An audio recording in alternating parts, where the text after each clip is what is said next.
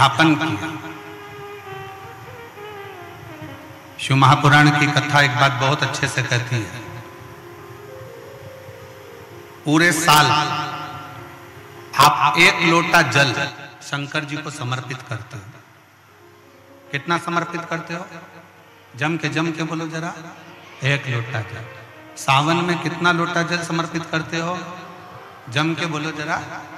2 लोटा।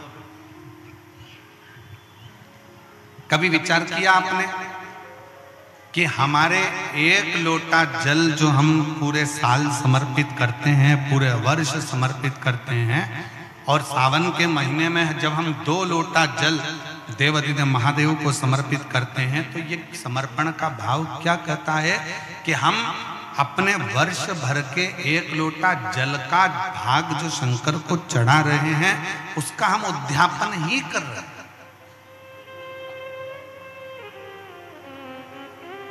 2 लोटा जल जो हम समर्पित कर रहे हैं, ये हम भगवान शंकर का उद्यापन ही कर रहे हैं।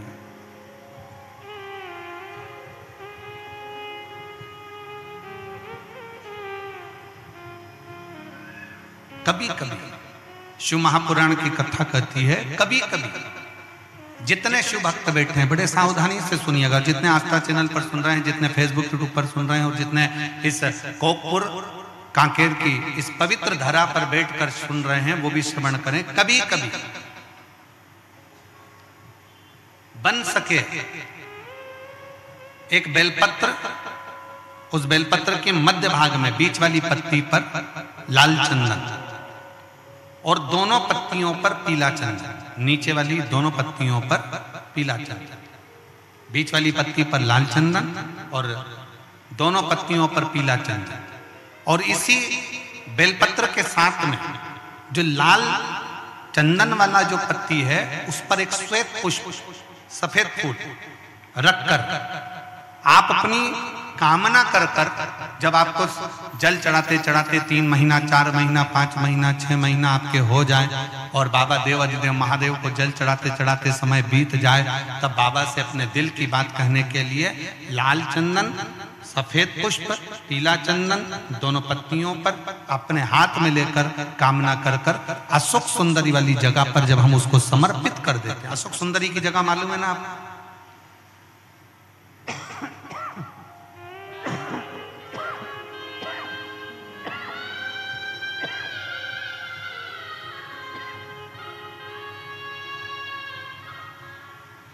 अशोक सुंदरी वाली जगह पर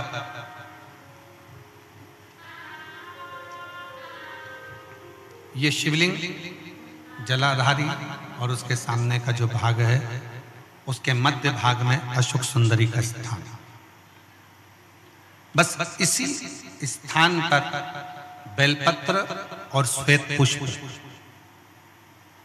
बीच वाली पत्ती पर लाल चंदन, आसपास की पत्तियों पर पीला चंदन, और वो शिवलिंग की सम्मुख में जो अशोक सुंदरी का स्थान है, वहां समर्पित कर। उस स्थान ये रोज नहीं करना, फिर ध्यान देना, कभी कभी